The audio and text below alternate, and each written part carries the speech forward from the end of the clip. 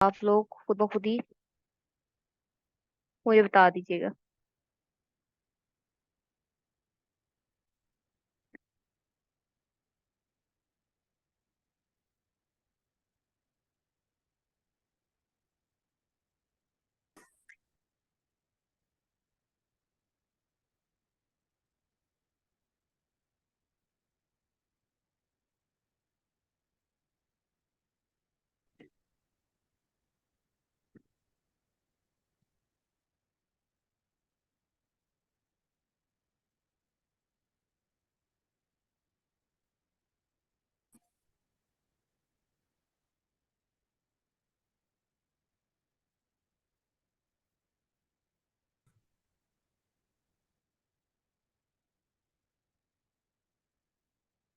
Okay,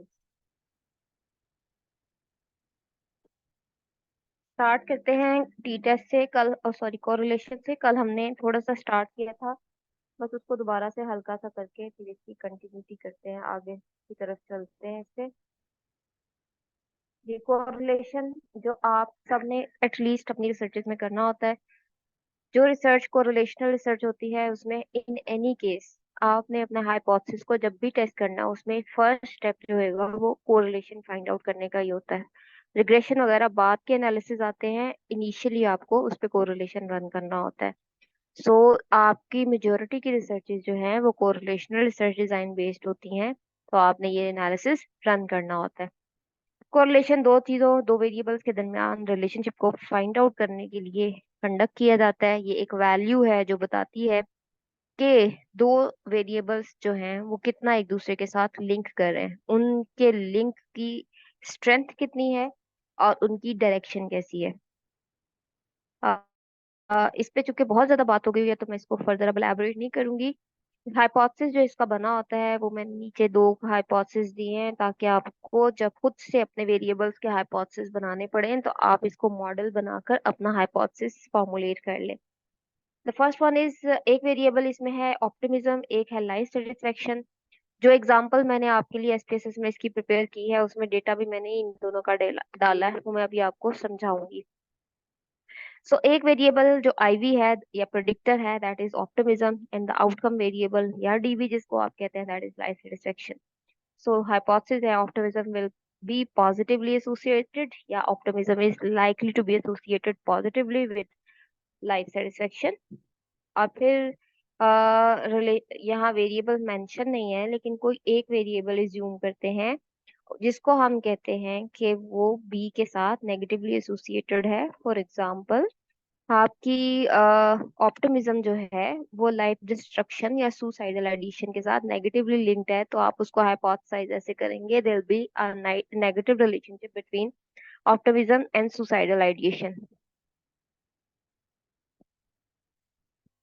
जी चलते हैं आगे।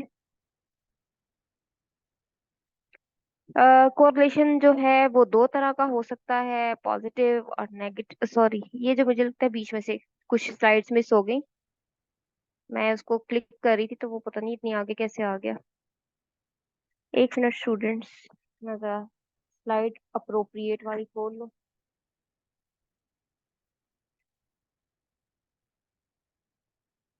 ओके, यही थी। ओके जी, कोरिलेशन जो है वो दो तरह का हो सकता है। First is bivariate and second is partial.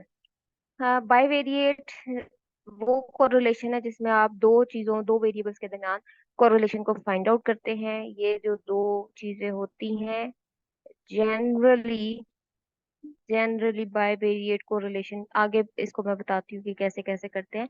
ज्यादातर कोरिलेशन जो है आप बाइवेट कोरिलेशन कर रहे होते हैं। पार्शियल कोरिलेशन वो कोरिलेशन होता है जिसमें आप किसी थर्ड वेरिएबल के इम्पैक्ट को माइनस करके दो चीजों का वेरिएशन रिलेशनशिप देख रहे होते हैं। थर्ड वेरिएबल का इम्पैक्ट या अफेक्ट माइनस करके दो वेरिएबल जो है इनका रिलेशनशिप देखते हैं, तीसरे को कंट्रोल करते हैं, तब हम लगाते हैं bivariate.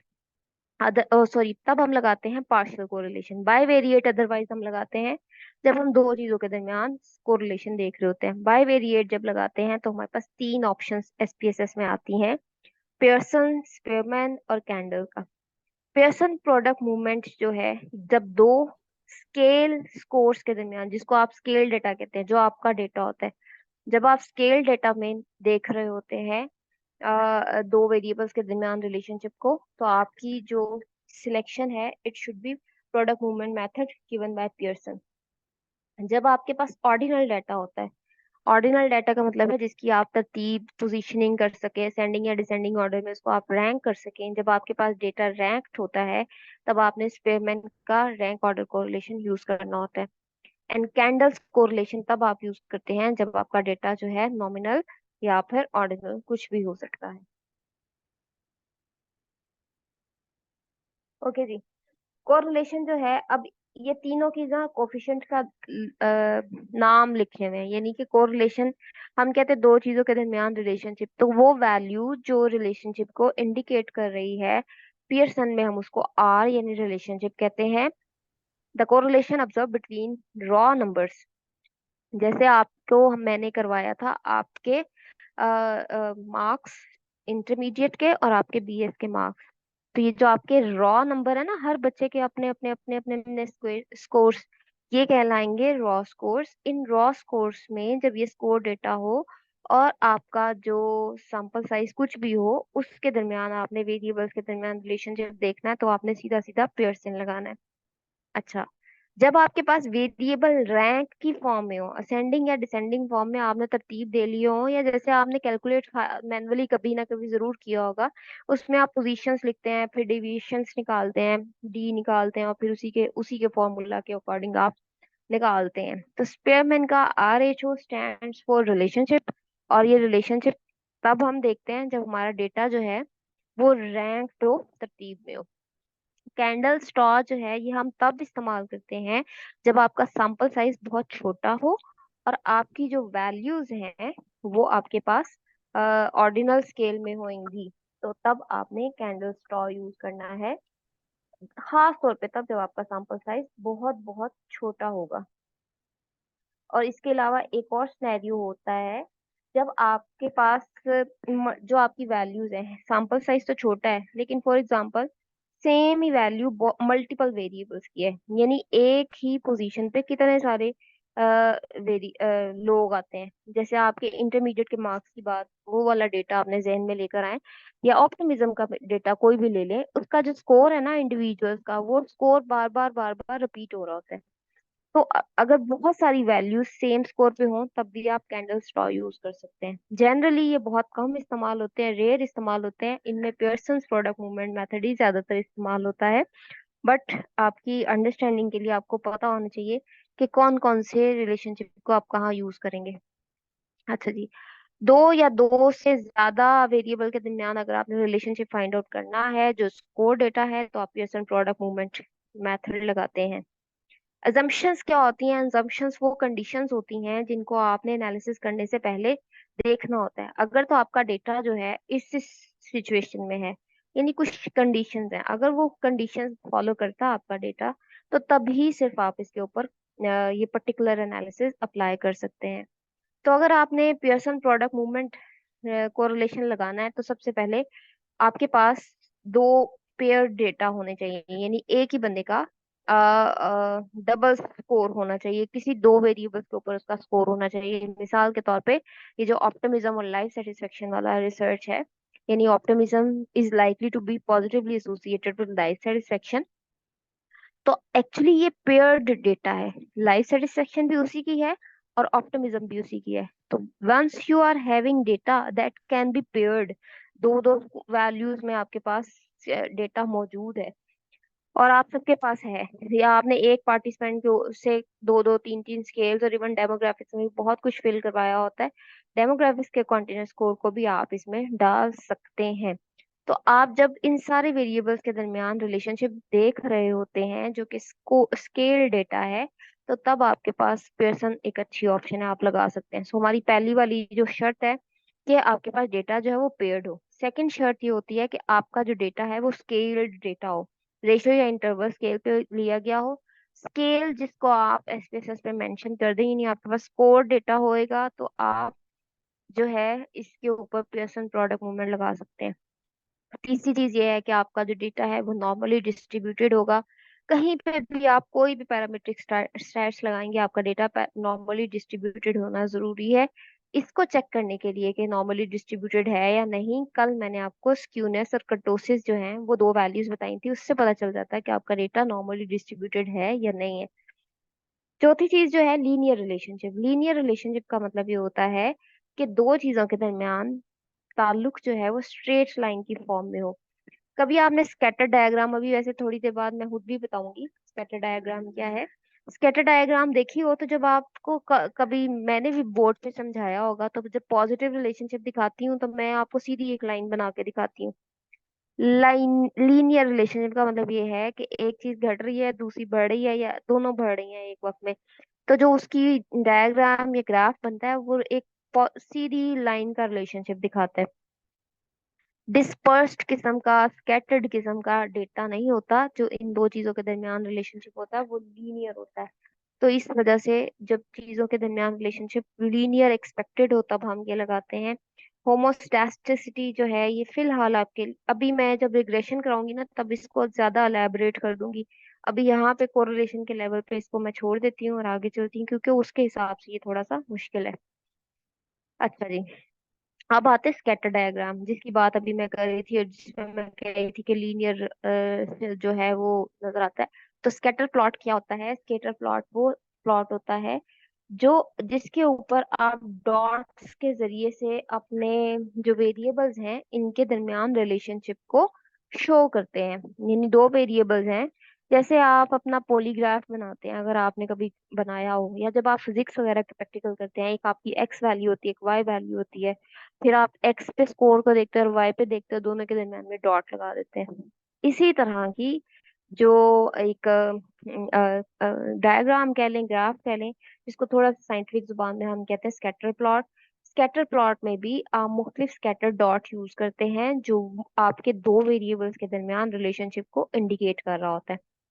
So the dots to represent the values of two different numeric variables. दो वेरिएबल्स हैं जो आपके स्कोर फॉर्म में है, न्यूमेरिक फॉर्म में है, उनको शो करती हैं ये आपके dots. The position of each dot on the horizontal and vertical axis indicates value for an individual data point. जैसे मैंने अभी आपको बताया कि आप x के ऊपर से देखते हैं, x की वैल्यू देख के ऊपर को जाके डॉट लगाते हैं और y के सामने लगाते हैं। तो वो सिर्फ उसको एलैबोरेट किया है कि कैसे आप इसमें दोनों वेरिएबल्स को देखते हुए दरमियान का पॉइंट जो है वो इंडिकेट करते हैं। जो स्कैटर प्लॉट है वो टिपिकली ये लफ्ज यूज ही तब होता है जब आप वेरिएबल्स के दरमियान रिलेशनशिप्स को देख रहे होते हैं।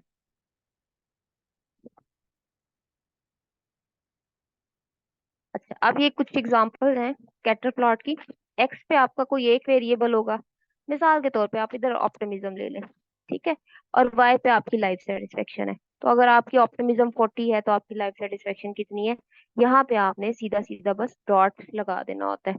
फिर इन डॉट्स को देखें, ये देखिए ये एक लाइन की फॉर्म में नजर आते हैं आपको। इस टाइप का जो रिलेशनशिप होता है इसको आप कहते हैं लीनियर रिलेशनशिप। ठीक है, एक चीज अगर इधर से एक्स बढ़ा है तो देखे वाई भी बढ़ता जा रहा है। यानी यहाँ पे जब एक्स छोटा था तो वाई की भी हाइट कम थी, यहाँ पे एक्स बड़ा हो गया तो वाई भी अपनी मैक्सिमम हाइट तक आ गया। ये लीनियर रिलेशनशिप है, और एक चीज बढ़ रही है तो दूसरी भी बढ़ रही है, लिहाजा ये पॉजिटिव लीनियर रिलेशनशिप इंडिकेट कर रहा है। इसके ऑपोजिट साइड पर देखिएगा, यहाँ पे एक्स छोटा है और वाई अपनी मैक्सिमम वैल्यू पे है। जैसे जैसे एक्स बड़ा होता जा रहा है वाई रिड्यूस होता जा रहा है। एक नेगेटिव रिलेशनशिप है, एंड अगेन सी के एक लीनियर किस्म का रिलेशनशिप आपको नजर आ रहा है, एक लाइन की फॉर्म में नजर आ रहा है। तो लीनियर रिलेशनशिप है ये भी, लेकिन ये नेगेटिव लीनियर रिलेशनशिप है। Now come to this one.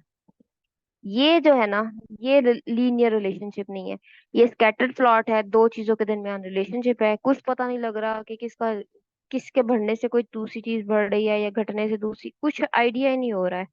सो ये नॉन लीनियर रिलेशनशिप है, और ऐसी सूरत में आपका जब आपका रिलेशन सिग्निफिकेंट नहीं ना आता, आपके एक्चुअली डेटा ऐसा होता है, आपने जितने 200 लोगों का डेटा दिया होता है ना वो ऐसा होता है, इसलिए वो नजर नहीं आता कि कहीं पे भी इनके दरमियान रिलेशनशिप है।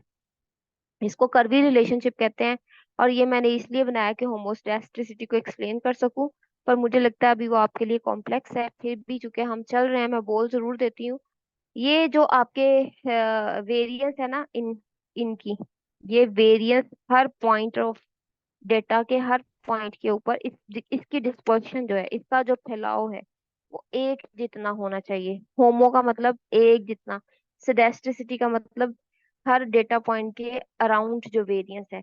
ये जो इनकी वेरियंस है इन इन डॉट्स की या इन ऑब्जर्वेशंस की, ये हर डेटा पॉइंट पे इक्वल होएगी तो होमोस्टैटिसिटी एज्यूम होती है। ये इतनी कॉम्प्लेक्स है, अगर आपको नहीं भी समझ आएगा तो इट्स ओके, आगे जाके कहीं ना कहीं हम इसको ज्यादा बड़ा करके ज्यादा तफसील से समझेंगे तो हमें ज्यादा समझ आ जाएगी। नेक्स्ट इज कैसे कंडक्ट करते हैं, इसका तरीका बताया हुआ है। देखें जी, फर्स्ट स्टेप ये है कि आप एनालाइज पे जाएं, अपनी एसपीएसएस की डेटा शीट को खोलेंगे तो आपको एनालाइज का बटन नजर आएगा ऊपर मेन्यू में। एनालाइज को क्लिक किया, ड्रॉप डाउन आया मेन्यू, ड्रॉप डाउन मेन्यू में गए तो करेक्ट कोरिलेट वाली ऑप्शन पे क्लिक किया और पहली ऑप्शन है बाइवेरिएट की। एंड ऐसे आप क्लिक करेंगे तो आप इसको बाइवेरिएट कोरिलेशन देख सकते हैं। कोरिलेशन में अगर आपकी, मैं ये करके दिखा दूं एक दफा ताकि आपको क्लियर हो जाए और आपके रिकॉर्ड में भी आ जाए कि कैसे करते हैं। मेरे सामने एक एसपीएसएस की डेटा शीट है। इस एसपीएसएस की डेटा शीट में वेरिएबल है आईडी, जैसे कि हमेशा होता है, जेंडर है, एज है, ऑप्टिमिज्म है, लाइफ सेटिस्फेक्शन है। लाइफ सेटिस्फेक्शन बिफोर कोविड है और life satisfaction after Covid period है। लाइफ सेटिस्फेक्शन की दो वैल्यूज है। ये टोटल डेटा है। अब इस डेटा के ऊपर मैं मल्टीपल एनालिसिस लगाऊंगी, इस वजह से ही मैंने सिर्फ आपको भी एक्सप्लेन किया है। कोरिलेशन जो मैंने देखना है, जो मैंने हाइपोथेसिस बनाया हुआ था वो ये था कि ऑप्टिमिज्म में और लाइफ सेटिस्फेक्शन के दरमियान में एक पॉजिटिव कोरिलेशन पाया जाएगा। एनालाइज में जाऊंगी, एनालाइज में जाके कोरिलेट में जाके बाइवेरिएट को क्लिक करूंगी। बाइवेरिएट को क्लिक किया, ऑप्टिमिज्म को सिलेक्ट किया और मैंने लाइफ सेटिस्फेक्शन को सिलेक्ट किया और मैंने जैसे कर्सर से इधर भेज दिया। ऑप्शन बहुत सारी हैं, स्कैटर प्लॉट की भी होती है बट मैं यहाँ पे उसको ऐड नहीं करूंगी। मीन स्टैंड डेविएशन भी इसलिए ऐड नहीं करूंगी कि मैंने ऑलरेडी अलग से दिया हुआ है। और चले जी, अब कंटिन्यू करते हैं और फिर हम इसको टूल टेल सिग्निफिकेंस पर ही चेक करते हैं। वैसे तो आप जानते हैं कि ये डायरेक्शनल हाइपोथेसिस है, लेकिन हम यहाँ पे फिलहाल डायरेक्शन नहीं बना रहे। अच्छा जी, ये कोरिलेशन का टेबल है, इसको पाइवट व्यू पे जाते हैं ताकि हमें थोड़ा जरा सा एलैबोरेटिव किस्म का थोड़ा व्यू मिल जाए। जब भी आप कोरिलेशन रन करेंगे आपके सामने ऐसा ही कोई ना कोई टेबल खुलेगा। क्योंकि इतना छोटा टेबल जनरली होता नहीं है, हम सारे डेमोग्राफिक्स में से जो स्कोर डेटा होता है उसको शामिल कर देते हैं और इसके अलावा हम अपने सारे वेरिएबल इकट्ठे एक ही बार में डालते हैं। हर बड़ा टेबल होगा लेकिन ये बॉक्स हर एक में सेम ही होगा। देखिए, इस साइड पे ऑप्टिमिज्म है और ये लाइफ सेटिस्फेक्शन है। हर बॉक्स आपको ऐसे मिलेगा जिसके अंदर आपको तीन वैल्यू नजर आएंगी। जो पहली वैल्यू है, इस वैल्यू को हम कहते हैं ये कोरिलेशन कोफिशिएंट है। सेकंड वैल्यू को हम कहते हैं ये टू टेल सिग्निफिकेंस है और तीसरी वैल्यू होती है कि कितने लोगों का डेटा इसमें शामिल है, यानी आपका सैंपल साइज क्या है। इस पर्टिकुलर एग्जांपल में मेरा सैंपल साइज 25 है और मेरा रिलेशनशिप निकला है 0.529। तो जब भी मैं इसको रिपोर्ट करूंगी मैं इसको 0.53 कर लूंगी। इसके ऊपर डबल स्टैरिक लगे हुए हैं और डबल स्टैरिक ही बनते हैं क्योंकि पी वैल्यू जो है 0.01 से तो छोटी है मगर 0.001 से बड़ी है, इसलिए इसको टू स्टैरिक लगेंगे। अगर ये 0.05 से लेके 0.01 के दरमियान में होती तो एक स्टैरिक लगता, और अगर ये 0.001 से छोटी होती तो फिर इसके ऊपर तीन स्टैरिक लगने थे। लेकिन अभी ये दोनों के दरमियान है, दैट इज वाई हम इसको डबल स्टैरिक लगाते हैं। मैंने आपको कहा था अगर आपको बीच में से कहीं पे भी किसी को बोलना होगा तो वो मुझे आवाज से बताएगा, बोल के बताएगा। क्योंकि यहाँ पे आपके काफी सारे मैसेज आए हुए हैं। आई थिंक के सब ने अब ज्वाइन कर लिया होगा। नहीं किया तो जिसका मिस हो गया वो रिकॉर्डिंग सुन लेगा। ऐसे भी आप लोग कौन सा इंटरेक्ट कर रहे होते हैं। ओके जी, जो सबसे पहली वैल्यू है कोरिलेशन कोएफिशिएंट की, ये आपको दो चीजें बताती है। एक तो ये कि आपकी स्ट्रेंथ ऑफ रिलेशनशिप क्या है, 0.53 जो है ना ये इसकी स्ट्रेंथ है। और डायरेक्शन क्या है, पॉजिटिव डायरेक्शन है। इसका मतलब है जैसे जैसे ऑप्टिमिज्म बढ़ रही है वैसे वैसे लाइफ सेटिस्फेक्शन भी बढ़ रही है। लेकिन क्या ये सिग्निफिकेंट रिलेशनशिप है या नहीं है, या आप अपना हाइपोथेसिस नल हाइपोथेसिस रिजेक्ट कर सकते हैं या नहीं। तो हम अपना नल हाइपोथेसिस रिजेक्ट कर सकते हैं क्योंकि मेरी पी वैल्यू जो है 0.05 से छोटी आई है और 0.01 से भी छोटी आई है, इसलिए मैं इसके ऊपर डबल स्टैरिक लगा रही हूँ। बस इसको एज सच और यहाँ पे कोई इसकी वो है नहीं है एलैबोरेट करने वाली चीज। सो वापस हम चलते हैं अपनी स्लाइड के ऊपर, और स्लाइड को हम जरा मैग्नीफाई कर देते हैं। ओके जी, आप कोफिशिएंट यानी जो पहली वाली वैल्यू आई है एसपीएसएस के एक बॉक्स के अंदर दो चीजों के रिलेशनशिप के लिए, जो दरमियान का बॉक्स बना है उसमें जो सारे से ऊपर वाली वैल्यू है उसको आप कोफिशिएंट कहते हैं। कोफिशिएंट को एक्सप्लेन किया गया है कि अगर जीरो आता है तो इसका मतलब है कि चीजों के दरमियान, दो वेरिएबल्स के दरमियान बिल्कुल रिलेशनशिप नहीं है। अगर पॉइंट जीरो से लेके पॉइंट फाइव के दरमियान में कहीं आता है तो वो वीक रिलेशनशिप कंसिडर होता है। पॉइंट टू फाइव तक, पॉइंट टू तक वीक कंसिडर होता है। पॉइंट फाइव वाला जो है वो मॉडरेट कंसिडर होता है। देन पॉइंट फाइव से जितना भी ऊपर जाते जाएंगे वो स्ट्रांग होएगा, और अगर पूरा का पूरा वन आ गया है तो ये परफेक्ट कोरिलेशन कहलाता है। तो ये मुख्तलिफ लेवल्स हैं, इनको एलैबोरेट किया हुआ है कि किस मैग्नीट्यूड को या किस वैल्यू को आपने क्या कहना है। अगर आपने रन कर लिया है अपना एनालिसिस तो उसके बाद आपने इसको टेबल की फॉर्म में ऐड करना है। ये एक सैम्पल टेबल बना हुआ है जिसमें जो ये एपीएस 6 के अकॉर्डिंग बना हुआ है, इसमें वैल्यूज तो एडेड नहीं है, लेकिन फिर भी बहरहाल आप इसको यूज जरूर कर सकते हैं, क्योंकि मीन स्टैंड डेविएशन में आपको कहती हूँ कि ऐड ना करें। आपने ऑलरेडी वो दे दी होती है हर वेरिएबल की, तो यहाँ बेशक ऐड ना करें। अब आप अपनी मैयर्स में यहाँ पे अपने सारे स्केल लिखेंगे या अपने वेरिएबल्स लिखेंगे। मैयर्स की बजाय अपने वेरिएबल का नाम लिख दें और वेरिएबल को शॉर्टर वर्जन में लिख दें। अगर आपको लाजमी है कि आपका बहुत बड़ा नाम है तो उसको एब्रीविएट करें, और नीचे जब एब्रीविएशन जिस भी चीज की करते हैं उसको नीचे एलैबोरेट करके बड़ा करके लिखते हैं। देन ये आपके बाकी वेरिएबल्स हैं, इनको इनकी जगह आपने, इधर तो नंबर ही रहते हैं, इस साइड पे आपके बस नाम आते हैं। एपीए 7 के हिसाब से जो रिपोर्टिंग स्टैंडर्ड है वो ये है।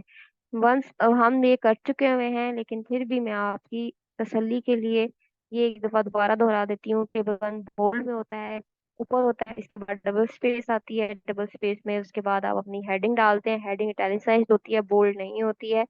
फिर आपके टेबल की सारी हेडिंग आती है, ये सारी हेडिंग भी बोल्ड नहीं होगी, सिंपल होगी। एन, एम और एस डी ये कॉलम चूंकि हम पहले दे चुके हुए हैं इसलिए हम यहाँ पर रिपीट नहीं देंगे, और हम सिर्फ ये वेरिएबल देंगे, और इधर से बस ये वन से शुरू होकर ये दे देंगे। हम ये वाला स्किप कर देंगे क्योंकि हमने पहले ही एक टेबल दिया हुआ है जिसमें हमने ये सारा कुछ मेंशन कर दिया है। वन का जाहिर है वन के साथ तो कोई रिलेशनशिप नहीं निकल सकता, इसलिए उसकी जगह डैश लगेगी, और फिर हम वन का टू के साथ, वन का थ्री के साथ, फोर के साथ, और ऐसे आपको नजर आता जाएगा। और साथ साथ हम टू पॉइंट सिग्निफिकेंस देख के इस्टेरिक साथ साथ अटैच करते जाएंगे। नीचे जो है वो आपने नोट की जो भी डायरेक्शन है वो फॉलो करनी है। तीन तरह के नोट्स होते हैं, पहले कौन से आने हैं, दूसरे कौन से आने हैं, और तीसरे कौन से आने हैं। तीसरे वाले में अब आपकी पी वैल्यू आती है। फर्स्ट टू जो हैं उधर से देख के ध्यान से फिर आपने लगाने हैं। अच्छा जी, अब आपने कोरिलेशन कंडक्ट कर लिया, कोरिलेशन आपका निकल भी आया, अभी हमने देखा कि वहां पे 0.58 जो था वो आपका कोरिलेशन निकला है। इसको हम लोगों ने रिपोर्ट कैसे करना होता है, यानी कि आपका टेबल बन गया, जैसे मैंने अभी आपको बताया कि ऐसे करके टेबल बनेगा। फिर नीचे आपने डिस्क्रिप्शन क्या देनी है, ये आप सब लोग गौर से सुन लें कि आप लोगों ने जो डिस्क्रिप्शन देनी है वो ऐसे देनी है। ये रिपोर्टिंग के स्टैंडर्ड है। वैसे मैंने कल आपको एक फाइल भी भेजी थी, लेकिन उस फाइल के अलावा भी यहाँ से भी आप देख सकते हैं। So the relationship between perceived control of internal states as measured by, अब ये यहाँ पे स्ट्रेस की बात हो रही है और इंटरनल स्टेट की बात हो रही है, इन दोनों के दरमियान रिलेशनशिप की बात हो रही है। इस एग्जाम्पल में या जो भी मैंने बीच में ऐड की हुई है उसकी रिपोर्टिंग की हुई है कि ये कैसे हमने ऐड करनी है। तो लिखा है जी, relationship between perceived control of internal state and perceived stress was investigated using Pearson product movement correlation coefficient। अब आप अपना यहाँ पे डालिएगा, the relationship between your IV and then your DV was investigated using Pearson product movement correlation coefficient।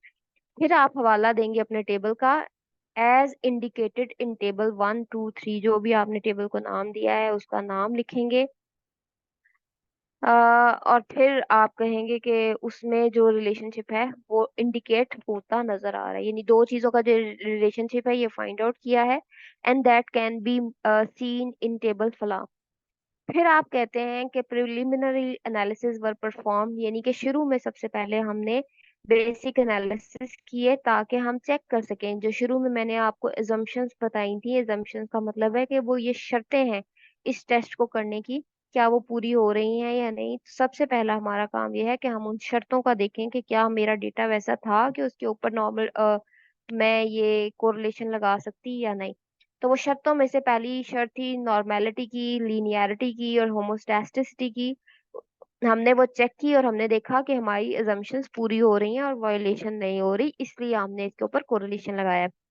Then इसकी report की है, there was a strong negative correlation between two variables, r is equal to 0.58, n is equal to n means आपका sample size, and then आप p value बताते हैं कि 0.0001 से भी छोटी है, तो आपका स्ट्रॉन्गेस्ट रिलेशनशिप निकला है। और आगे उससे रिलेटेड आपने बात की with high levels of perceive control associated with low levels of perceive stress. जितना आपको लगता है कि आपका अपने आप पे कंट्रोल है, उतना ही आपका स्ट्रेस लेवल कम होता है। ये सिंपल, इसको सामने रखना है और इसी से मिलती जुलती आपने रिपोर्ट करना है रिजल्ट्स को कोरिलेशन के। इसके अलावा मैंने आपको एक फाइल भी सेंड की हुई है, उसमें भी कोरिलेशन के रिजल्ट्स को रिपोर्ट करना बताया हुआ है। आप उससे भी देख लेंगे या इससे भी देख लेंगे, दोनों एक ही बात है।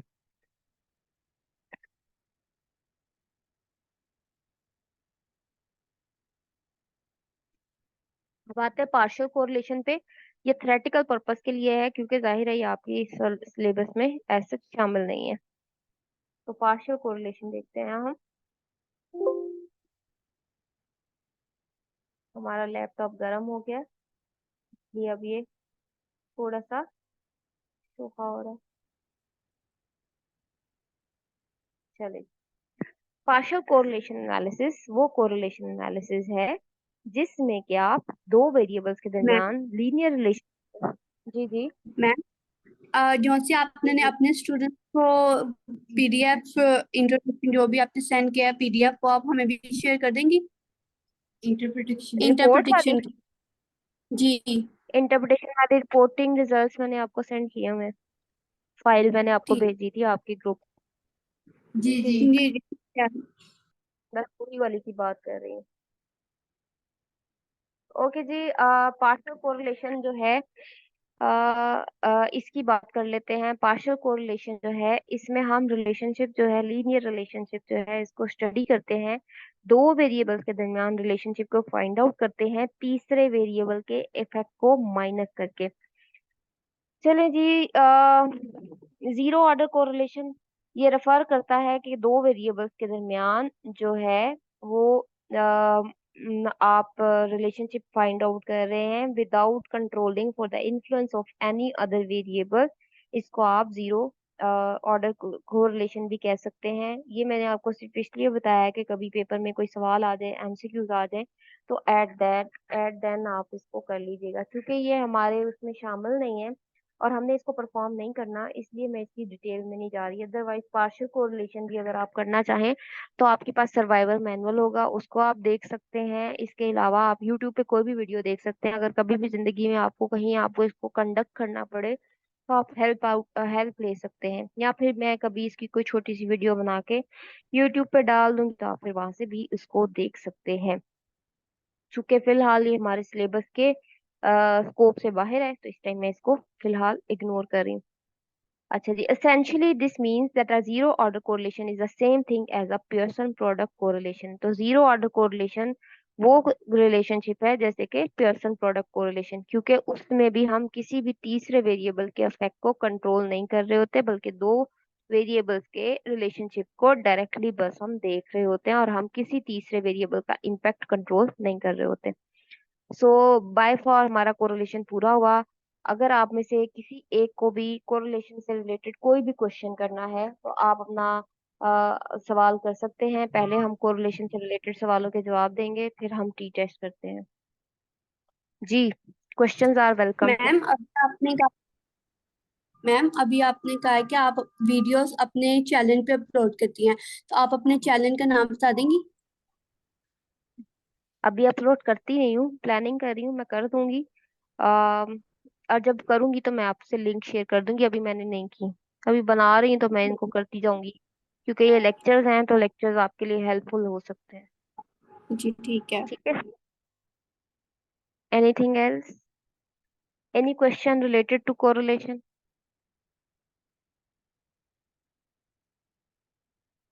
चलो, नहीं है तो let's start with T test. जी। पूछनी थी। अगर हम लोगों को रिजल्ट सिग्निफिकेंट चाहिए और वो नॉन सिग्निफिकेंट आ जाए, तो फिर हम्म। उस कंडीशन में हम क्या करेंगे? हमारा पहला सवाल जो आपने पहला स्टेटमेंट दी है, इस स्टेटमेंट की पहली स्टेटमेंट की पहला जुमला जो है वो गलत है। हमें अपने रिजल्ट सिग्निफिकेंट नहीं चाहिए होते हैं। अगर मुझे हमेशा अपने रिजल्ट सिग्निफिकेंट ही चाहिए हो तो ये तो फिर कंफर्मेटरी बाइस है। फिर तो प्रीवियस रिसर्च काफी थी, मुझे नई रिसर्च करने की जरूरत ही नहीं थी। जब मैं अपना हाइपोथेसिस पिछली रिसर्च पे बेस करती हूँ और मैं कहती हूँ कि पास्ट रिसर्च आई है कि ए और बी में पॉजिटिव रिलेशनशिप निकला है, लेकिन मेरे हालात और सर्कमस्टांसेस में रिलेशनशिप नहीं निकल रहा, तो मेरी रिसर्च तब बहुत ज्यादा वैल्यूएबल हो जाती है जब मेरा हाइपोथेसिस प्रूव नहीं हो रहा, रिसर्च हाइपोथेसिस रिजेक्ट हो जाता है। लेकिन इसमें सिर्फ ट्रिक ये होता है कि आप अपने रिजेक्टेड हाइपोथेसिस को अच्छे से डिस्कस कर सकें और उसकी कोई लॉजिक बता सकें, आप अपनी कोई कल्चरल एक्सप्लेनेशन लेकर आ सकें कि ये जो रिजल्ट्स नहीं आए इसके पीछे रीजन ये है। अदरवाइज हमें कभी भी अपनी पी वैल्यू 0.05 से छोटी हमेशा नहीं चाहिए होती, ना हमारा ये मकसद होता है। हमारी रिसर्च तो कंफर्मेटरी बाइस के बगैर है। जैसे भी रिसर्च के रिजल्ट्स आएंगे, चाहे वो नल हाइपोथेसिस एक्सेप्ट हो चाहे वो रिसर्च हाइपोथेसिस एक्सेप्ट हो, हमारे लिए दोनों एक जैसे हैं। अब हम डर इसलिए जाते हैं कि हम कहते हैं जो प्रीवियस रिसर्चेस है ना, हमारे रिजल्ट्स उसके साथ कंसिस्टेंट होने चाहिए। अगर इनकंसिस्टेंट होंगे तो हमें अपने दिमाग से बहुत सोचना पड़ेगा और लॉजिक देनी पड़ेगी कि ऐसा क्यों होता है। लेकिन ये कोई बहुत ज्यादा मुश्किल काम नहीं है, आप लॉजिक्स को फाइंड आउट कर सकते हैं, आप एक चेन बना सकते हैं रिलेशनशिप की जो आपकी डिस्कशन में आपको हेल्प आउट कर सकती है कि ऐसा क्यों हुआ हो सकता है। आपने सिनेरियोज देखें, सराउंडिंग्स देखें, सर्कमस्टांसेस देखें, तो बहुत सारे हालात जो हैं पाकिस्तान के डिफरेंट हैं वेस्ट के साथ। तो हमारे यहाँ तो वैसी रिसर्चेस वैसे रिजल्ट्स असूलन आने नहीं चाहिए। We are different culture as compare to any other western culture. तो हम हैं ही डिफरेंट, तो हमारी फाइंडिंग्स भी डिफरेंट आएंगी। उन फाइंडिंग्स को जो डिफरेंट आई हैं उनको जस्टिफाई किया करें। जस्टिफाई करने के लिए लॉजिक सोचा करें, ये लॉजिक कोई दूसरा नहीं सोच सकता, ये आपके दिमाग में, चूंकि आप इन डेप्थ इस चीज को स्टडी कर रहे हो तो ये आपके जहन में खुद ब खुद ही आती है।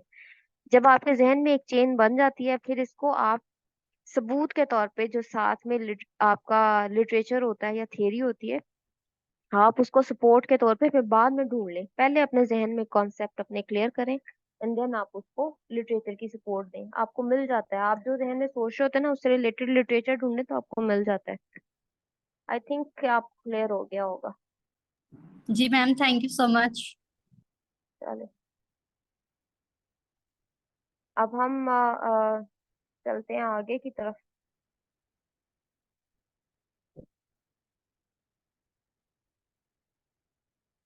चलिए जी, कोरिलेशन खत्म हुआ। अब चलते हैं टी टेस्ट की तरफ। जैसे मैंने अगेन, शुक्र है कि क्लास में आपको थोड़ा सा एलैबोरेट करके बताया हुआ है कि टी टेस्ट हमने किस सिचुएशन में लगाना है। बीच में आगे भी आपको कहीं ना कहीं आपको नजर आएगा, या हाइपोथेसिस टेस्ट के ऊपर मैं एक छोटा सा लेक्चर दूंगी, वो भी आप बीच में शामिल कर लीजिएगा। तो वो हाइपोथेसिस टेस्ट के बाद आपकी क्लैरिटी आपको आ जाती है कि आपने किन किन स्टेप्स को अपने जहन में रखना है। खैर, अब टी टेस्ट पे आते हैं, इसको हम प्रोफेशनली पढ़ते हैं। अगर हम पेपर के पॉइंट ऑफ व्यू से भी पढ़ रहे हैं, पेपर में भी जो सवाल आएंगे वो आपने इधर से अटेम्प्ट करने हैं। जिस वक्त भी आप अपने डाइकोटोमस वेरिएबल वो वेरिएबल होता है जिसकी दो डायमेंशंस हो। दो डायमेंशंस वाले आपके जो वेरिएबल हैं जनरली वो आपके डेमोग्राफिक्स में मौजूद होते हैं, जिसमें आपके पास जवाब के लिए सिर्फ दो ऑप्शंस होती हैं, हाँ ना। मर्द औरत, private college public college, rural background urban background, Muslims non Muslims. ऐसी सिचुएशंस होती हैं। फिर कई दफा ऐसा होता है कि आप डेटा जो है एक ही शख्स से ले रहे होते हैं, जैसे एक्सपेरिमेंटल स्टडी का डेटा होता है जिसमें आप एक पहले ट्रीटमेंट से पहले की कंडीशन का डेटा लेते हैं, फिर ट्रीटमेंट देते हैं, और फिर आफ्टर ट्रीटमेंट का डेटा लेते हैं। Test test test retest reliability वाला कॉन्सेप्ट आपके जहन में होना चाहिए है, उसको आप देखिएगा। तो सॉरी, जब मैं नेक्स्ट करती तो वो पीछे वाली स्लाइड्स की बजाय अगली स्लाइड खुल जाती हैं, and I excuse for that. Okay जी। सो आपने आपके सामने जब ऐसी बहुत सारे सिनेरियोज आए, जब आपने दो ग्रुप्स को कंपेयर करना हो, डाइकोटोमस किसी वेरिएबल को आपने कंपेयर करना हो, तो आप टी टेस्ट लगाते हैं। टी टेस्ट आपके सामने तीन सिनेरियोज हो सकते हैं, वन सैंपल टी टेस्ट, और इंडिपेंडेंट सैंपल टी टेस्ट, और रिपीटेड मेयर्स या पेयर्ड सैंपल टी टेस्ट। अब जो वन सैंपल टी टेस्ट होता है उसको हम कब लगाते हैं? जब आपने अपने पॉपुलेशन की मीन को अपनी सैंपल की मीन के साथ कंपेयर करना हो, तो आप वन सैंपल टी टेस्ट लगाते हैं। आई रिपीट, जब आपने दो मीन्स को कंपेयर करना है तो आपने टी टेस्ट लगाना है। जब आपने एक सैंपल को पूरी पॉपुलेशन की मीन के साथ कंपेयर करना है, सैंपल की मीन को पॉपुलेशन की मीन के साथ कंपेयर करना है, तो वन सैंपल टी टेस्ट लगाते हैं। मिसाल के तौर पे आप कहते हैं 5 साल का बच्चा इतने लफ्ज बोलता है या इतने जुमले बोलता है, तो आप कैटेगोरिकली कोई सोच लेते हैं कि जी ये पूरा पूरा जुमला बोलता है जिसमें 5-6 लफ्ज होते हैं, तो 5 साल का बच्चा ये बोल सकता है। तो आप लिख लेते हैं कि एवरेज 5 to 6 वर्ड्स वाला सेंटेंस ये बच्चा बोल सकता है। ये आपके पास पॉपुलेशन के नॉर्म्स आ गए। अब आपके सैंपल की जो एवरेज निकली है वो 3 हो सकती है, वो 4 हो सकती है, वो 5 हो सकती है, वो 6-7 कुछ भी हो सकती है। आपकी मीन है, कुछ भी आ सकती है। जब आप अपने सैंपल की मीन को कंपेयर करते हैं पॉपुलेशन की मीन के साथ, तो इसके लिए जो टेस्ट आपको मिलता है, ऑप्शन जो है, वो टी टेस्ट की है। आप नेकेड आई से देख के नहीं फैसला कर सकते कि दोनों में डिफरेंस है या नहीं है, आपको टेस्ट ही लगाना पड़ेगा। और वो टेस्ट जो है वो वन सैंपल टी टेस्ट है। क्लास में अभी आपको लिंक दोबारा भेजती हूँ क्योंकि टाइम खत्म हो गया।